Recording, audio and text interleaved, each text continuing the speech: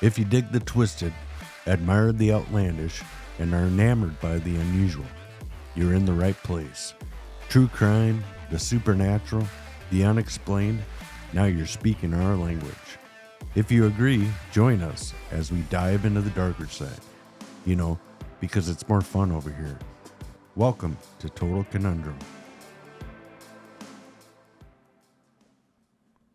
Warning, some listeners may find the following content disturbing.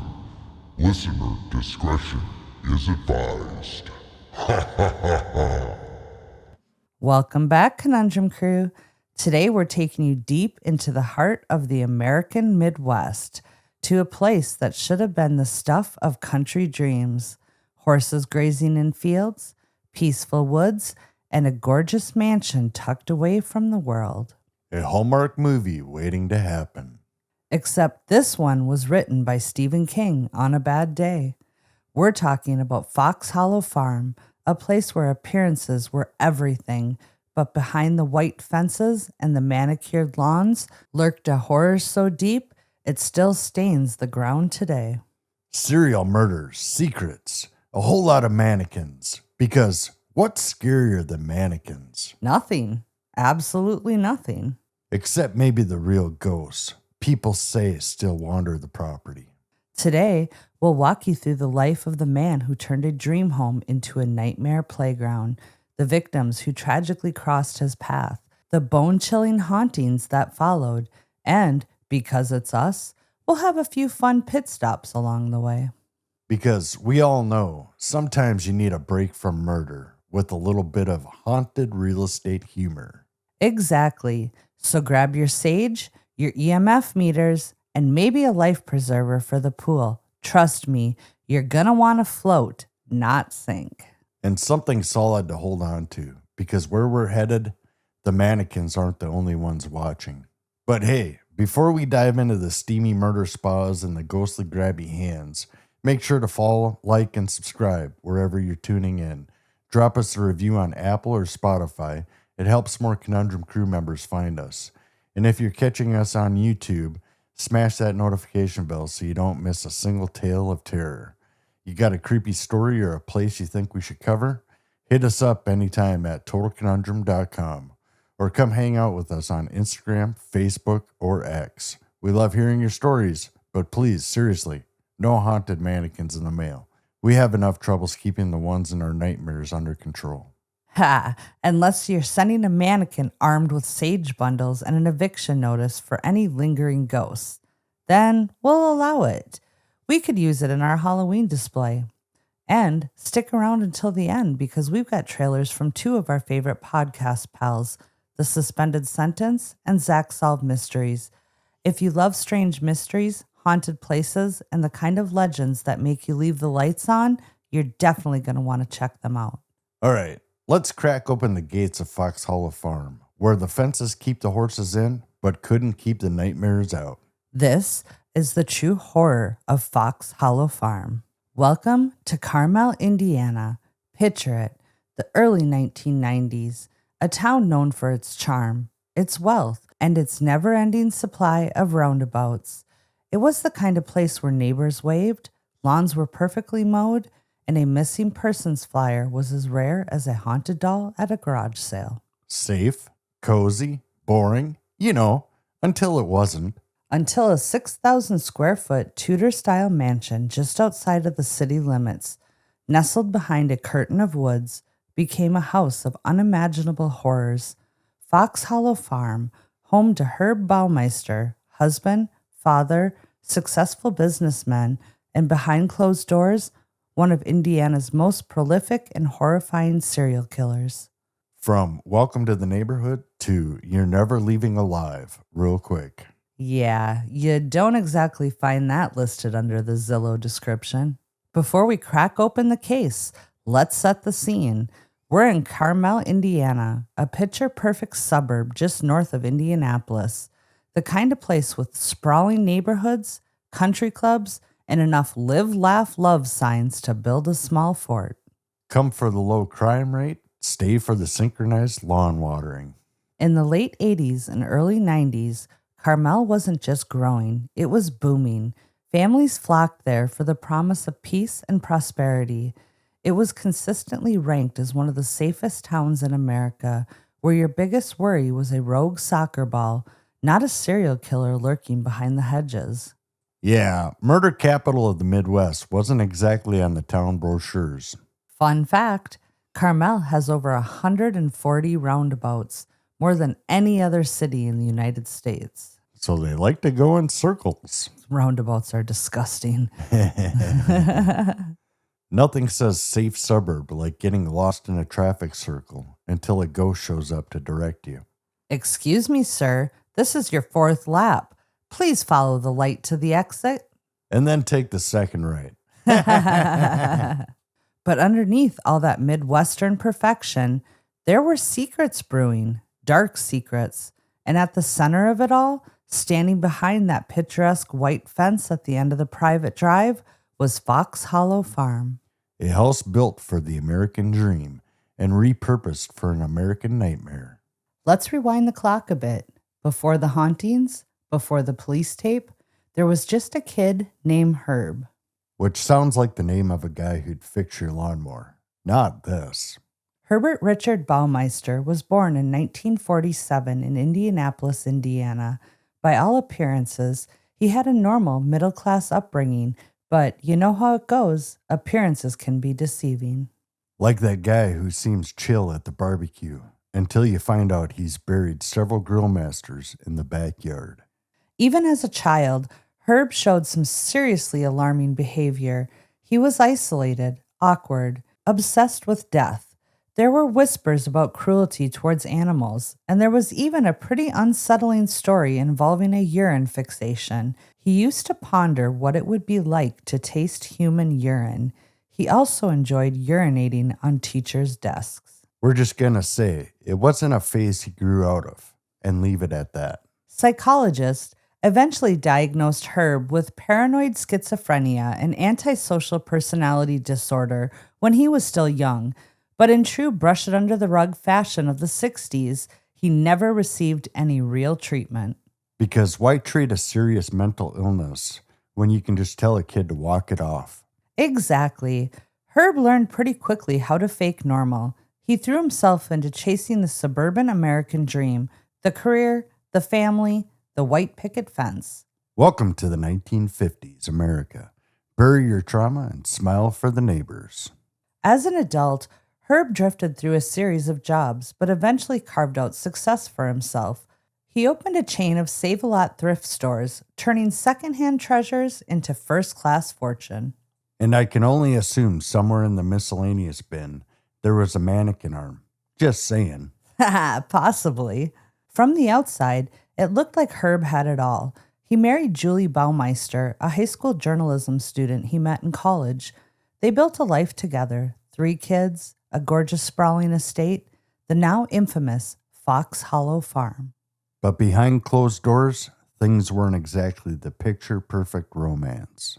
Julie later revealed that in over 25 years of marriage, she and Herb had only been sexually intimate 6 times. And she said she had never once seen him fully nude, not even accidentally. 6 months after they got married, Herb's father actually committed him to a psychiatric hospital where he stayed for nearly 2 months. Julie would later say Herb was hurting and needing help, but even she couldn't have guessed how deep those wounds or that darkness really ran. From the outside, Fox Hollow Farm looked like a dream. An 18-acre horse farm, a gorgeous Tudor-style mansion, private woods, a long winding driveway that screamed luxury and exclusivity. You know, exactly the kind of place you buy when you want privacy to steam up your pool with mannequins. Ha! And not in a cool 80s montage kind of way either. The centerpiece of Fox Hollow Farm was the indoor swimming pool, a massive echoing room that should have been the heart of family fun. Indoor pool, perfect for parties, swim lessons, and ritualistic creepiness. Herb didn't use the pool like a normal person. He had a very specific routine. He would crank up the heat to hot tub levels, way beyond what was comfortable. Then he'd throw open the patio doors, letting the cool outside air rush in, and the entire room would fill with a thick, heavy fog. Welcome to Herb's Murder Spa. Come for the humidity, stay for eternity. But it gets worse. Around the edge of the pool, he placed mannequins, lifelike, perfectly posed, as if frozen mid-laughter, mid-conversation, a fake party that never ended. I don't even like mannequins at Target. Imagine having them stare you down in your own house, through the mist. Just no.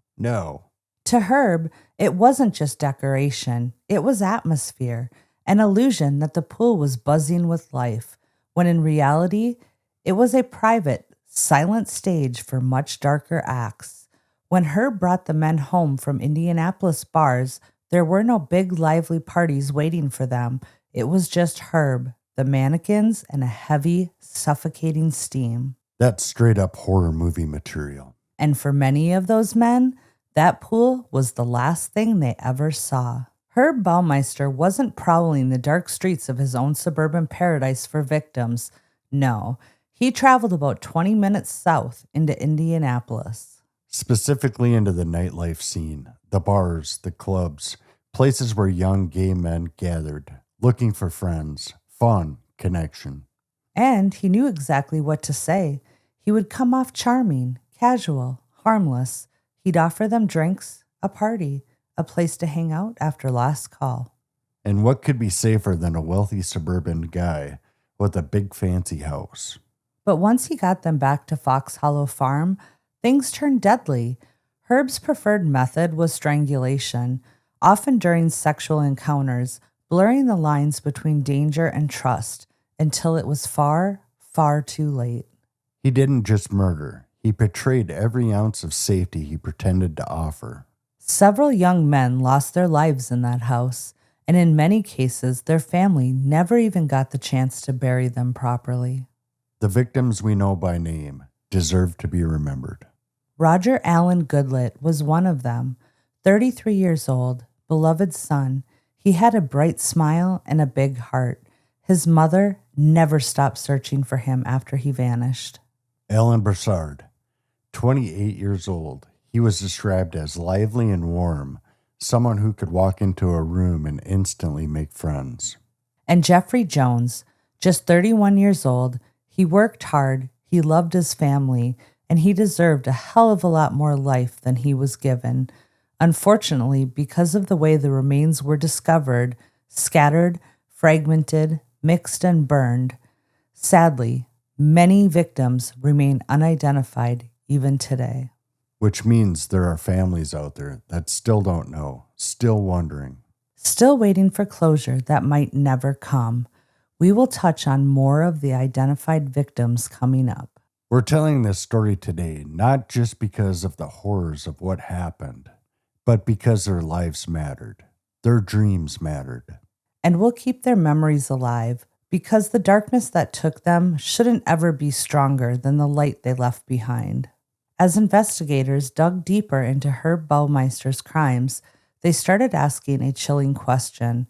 Was Fox Hollow Farm just the final chapter? Because if you thought it ended there, think again. Between 1980 and 1991, years before Herb ever bought Fox Hollow, young men and boys started disappearing across Indiana and Ohio.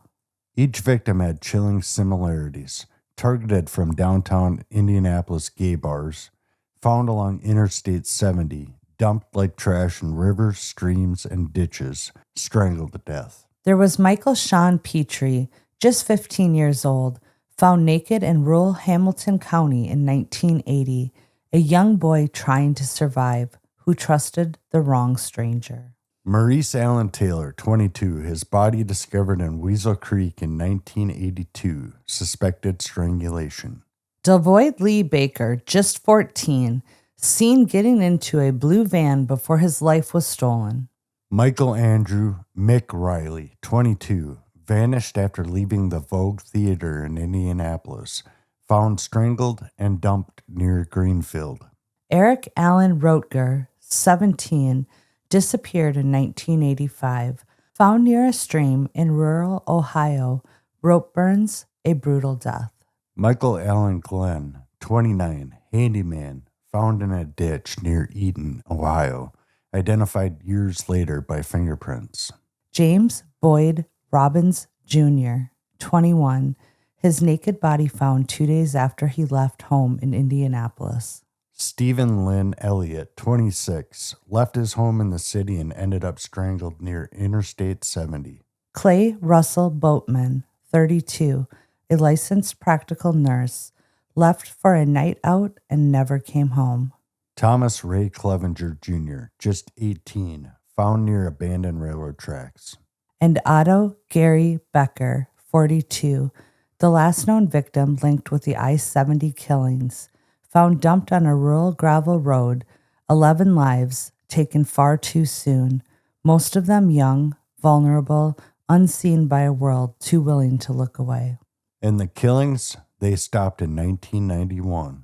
The same year, Herb Baumeister purchased Fox Hollow Farm. In 1999, after Herb's death, law enforcement officials named him the prime suspect in the I-70 Strangler case. But with Herb gone, there were no trials, no confessions, no direct closure for the families who had been waiting for answers. Only more questions and decades of grief. If Herb Baumeister really was the I-70 Strangler, Fox Hollow wasn't where his darkness began. It was simply where it found a home. And while dozens fell victim to Herb's predatory games, one man, just one, would live to tell the story.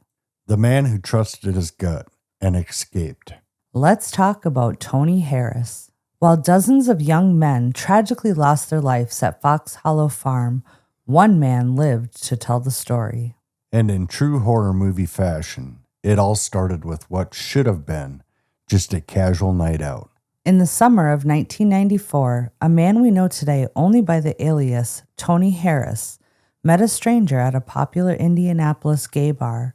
The guy introduced himself as Brian Smart. Because nothing screams trustworthy like a guy who insists you call him by a totally fake sounding name. Seriously, Brian Smart? Might as well have gone with innocent McNormal. Well, Brian was charming, relaxed. He bought Tony a few drinks, made some easy small talk, and then invited him back to see a friend's estate that he was house sitting. Yeah, because, hey, you want to come see my mannequins? Is the ultimate pickup line. Ha! Tony agreed. He got into Brian's car, and soon they were pulling up the long driveway to Fox Hollow Farm. Inside the house, Tony noticed something immediately: the massive indoor pool.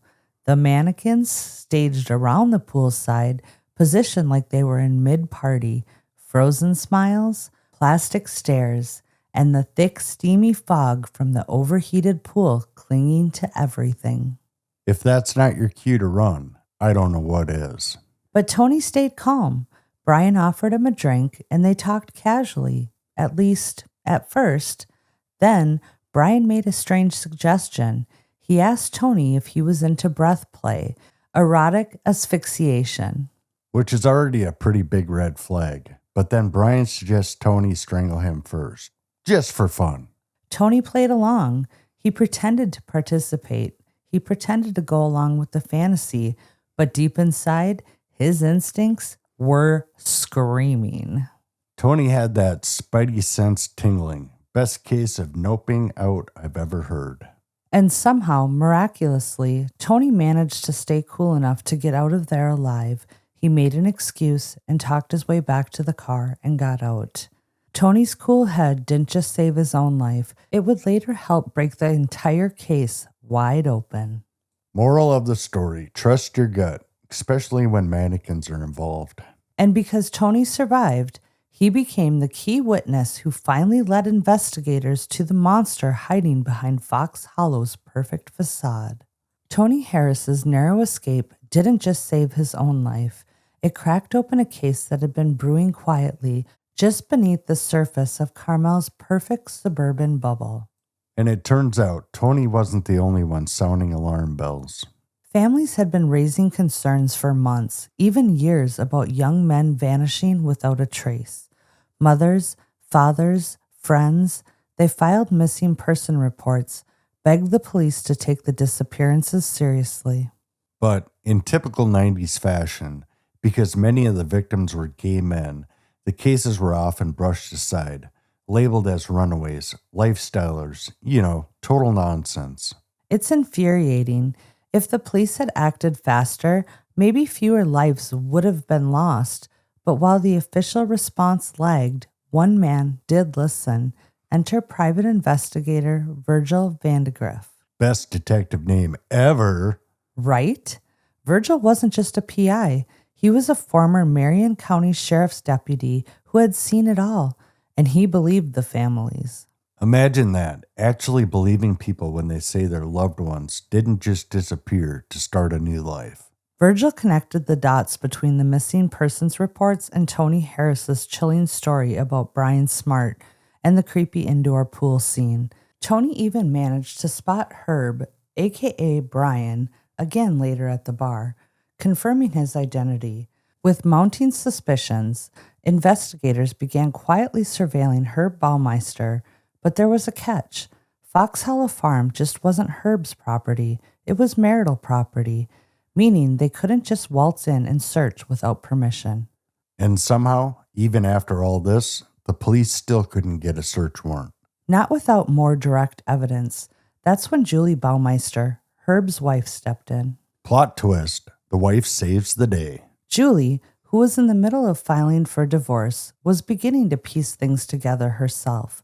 The strange behavior, the mannequins, the unexplained disappearances, the restricted areas of the property, and here's where things get even more unsettling. Years before the police ever set foot on Fox Hollow Farm, Herb and Julie's teenage son made a gruesome discovery. He stumbled across bones while playing in the woods behind the house. He brought them back home to show his mom, Julie, and when she confronted Herb about it, he brushed it off, told her they were old medical training props left over from his dad's medical practice. And somehow, in the chaos of raising 3 kids and running businesses, Julie accepted it, or maybe she just wanted to. And while the bones she found should have set off alarm bells, life at Fox Hollow Farm carried on. Most of the time, Julie and the kids weren't even there. They often spent long stretches of time at their family cabin at Lake Wawasee, leaving Herb alone at Fox Hollow. And that privacy gave him the perfect opportunity to turn their home into his personal hunting ground. Because when the person you love tells you it's nothing, sometimes it's easier to believe them than to believe the alternative. And sometimes it's easier to believe a lie than to admit the nightmare you're already living in. Julie agreed to let investigators onto the property, and what they found was beyond anything they imagined. Fox Hollow Farm was no longer just a mansion, it was a massive open-air crime scene. And the horror Herb Baumeister had hidden so carefully was finally unleashed into the light. On June 24th, 1996, investigators made a gruesome discovery at Fox Hollow Farm. Human bone fragments, thousands of them, buried deep in the wooded areas behind the mansion. At least 11 people were believed to have been murdered and hidden there.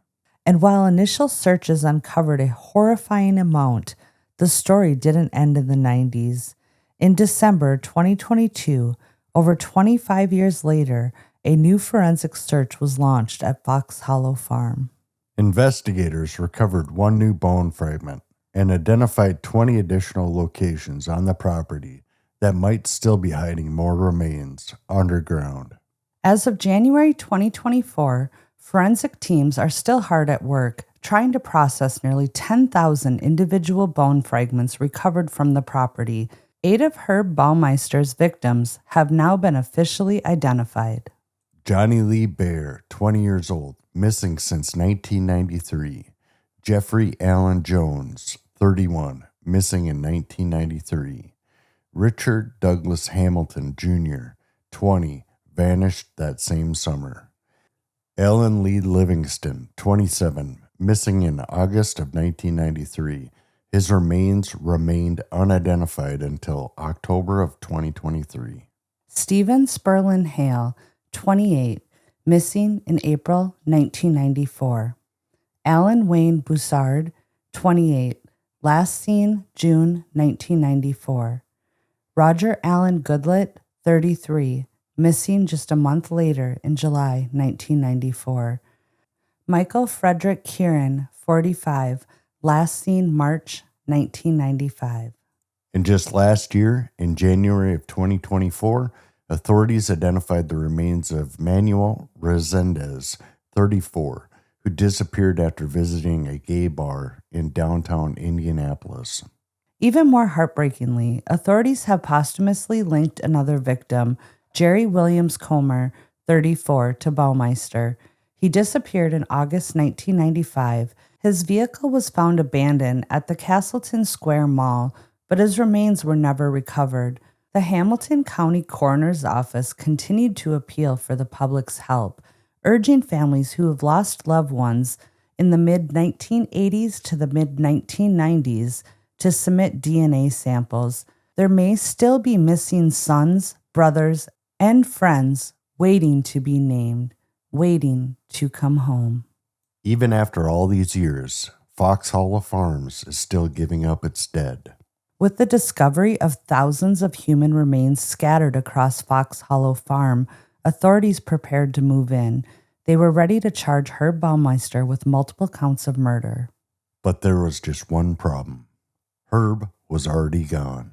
Before police could arrest him, Herb fled Indiana. He crossed the border into Ontario, Canada without telling a soul. He wandered through small towns, staying under the radar. He bought camping equipment, and eventually he made his way to Pinery Provincial Park, a remote, wooded area near Lake Huron.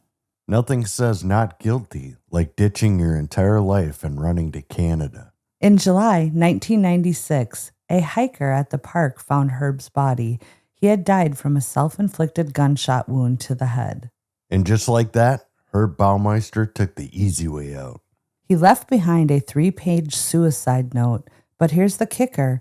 The note made no mention of the victims, no apologies, no admissions, nothing. He blamed stress, failing business ventures, a collapsing marriage. He never acknowledged the countless lives he stole, never gave the families the closure they deserved. He controlled the narrative to the bitter end, just like he controlled everything and everyone else. But while Herb Baumeister's life ended that summer in Canada, the horrors he left behind at Fox Hollow Farm were just getting started. Let's take a little mental break. Let's do a little haunted house real estate listing. Looking for your dream home? Tired of cookie-cutter houses that don't come with a deep, unsettling past? Then come on down to Fox Hollow Farms, where the views are spectacular, the horse trails are endless, and bonus, there's at least one extra guest you didn't invite to the party. Features include an Olympic-sized indoor pool, complete with mannequins, private woods, perfect for ghost sightings, and enough residual trauma to last a lifetime. That's right. This 18-acre estate comes with a built-in ghost room, no renovations required, bring your own sage bundle, and maybe a priest just in case. Utilities not included, possible cold spots may spike your heating bill. Act now, and we'll throw in complimentary EVP sessions with your new spirit roommates. All right, Conundrum Crew, humor break over. Now, let's get back to the ghosts who really never left Fox Hollow Farms. After Herb Baumeister's death and the discovery of the countless remains, Fox Hollow Farm sat in silence for a little while. But death doesn't just leave a place like that. Not when the ground itself is soaked in it. In the late 1990s, Rob and Vicki Graves bought Fox Hollow Farm, but they couldn't have imagined what awaited them. Probably figured, hey, fresh start, big house, great price, the American dream, right? Except it wasn't long after they moved in that the nightmares began. Rob started hearing things. At first, whispers, faint, hard to place. But soon, he and Vicki both heard full-body voices echoing through the halls, voices with no visible source.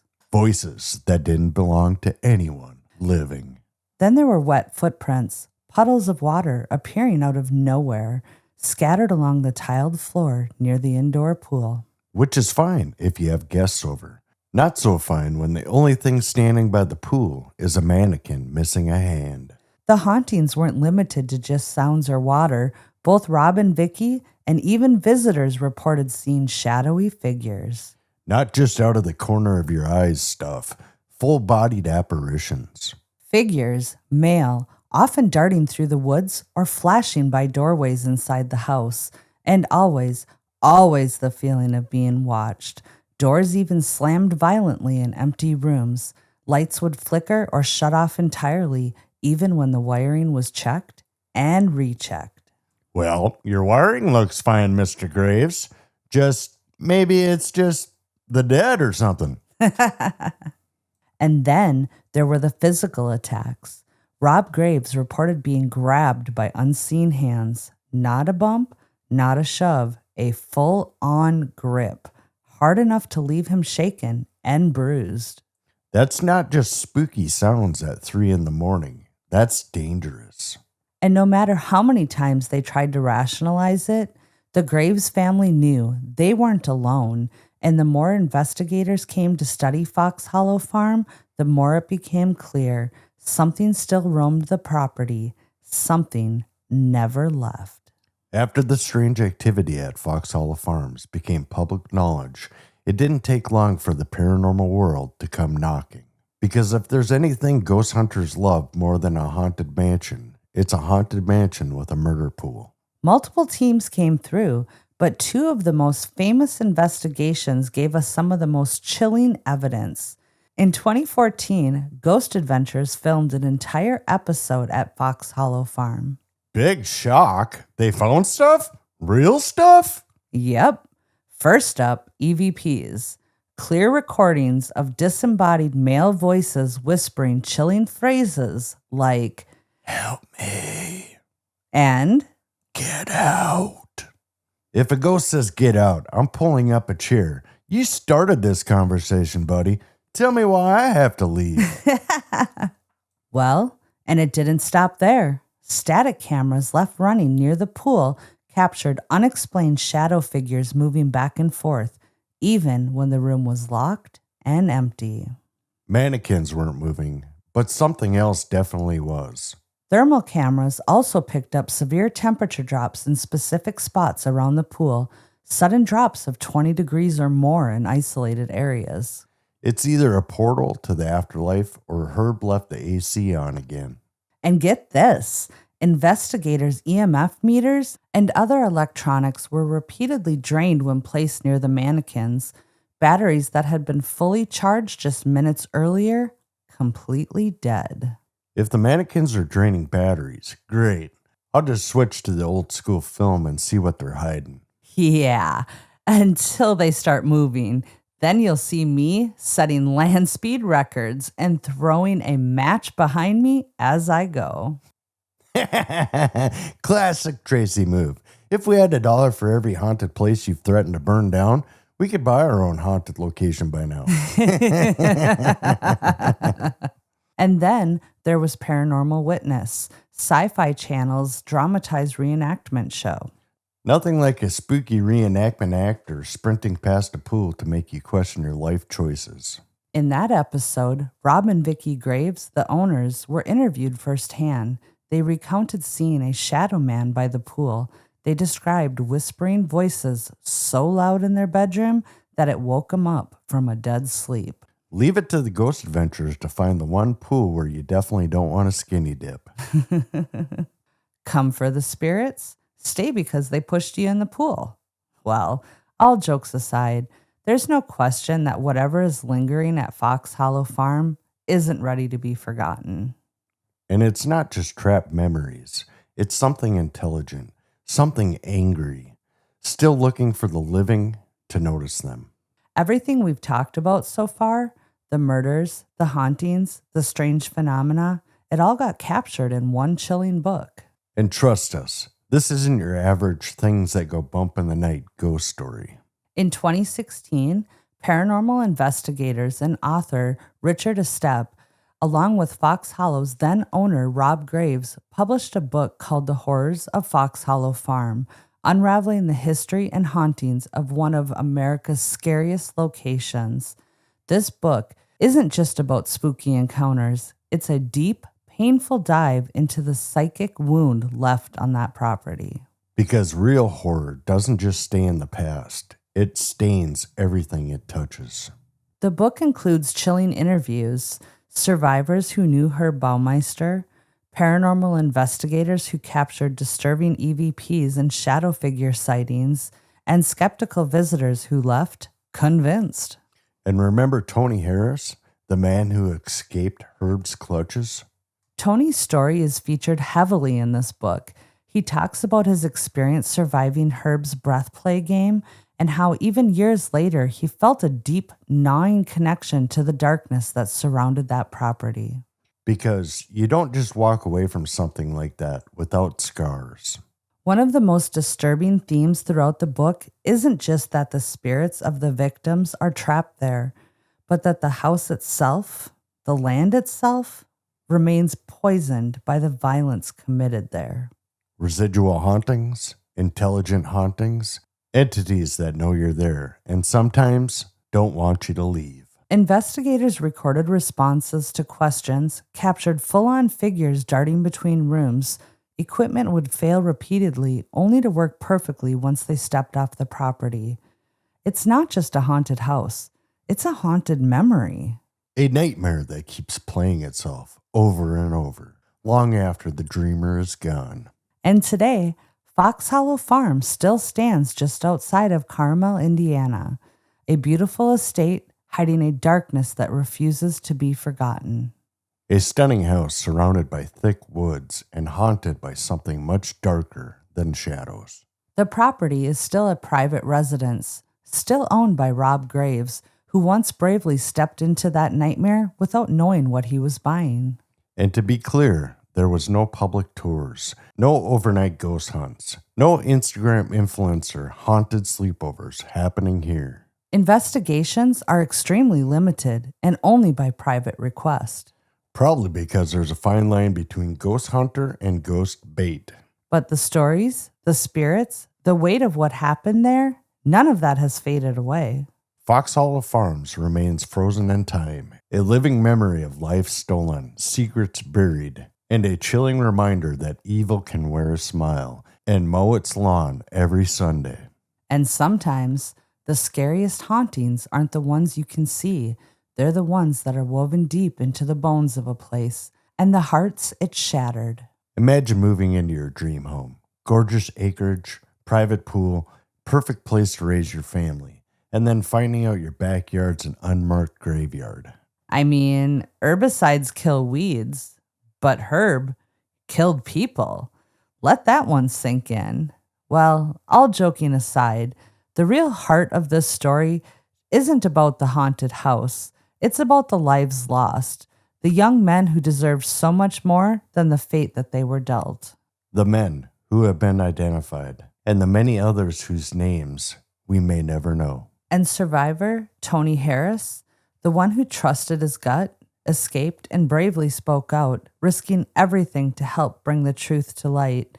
If there was one thing we could take away from Fox Hollow Farm, it's that evil doesn't always look like a monster. Sometimes it looks like your neighbor, your coworker, someone blending in with the American dream. And sometimes the loudest cries for help aren't screams. They're the silence we ignore. Thank you, Conundrum Crew, for taking this journey with us today.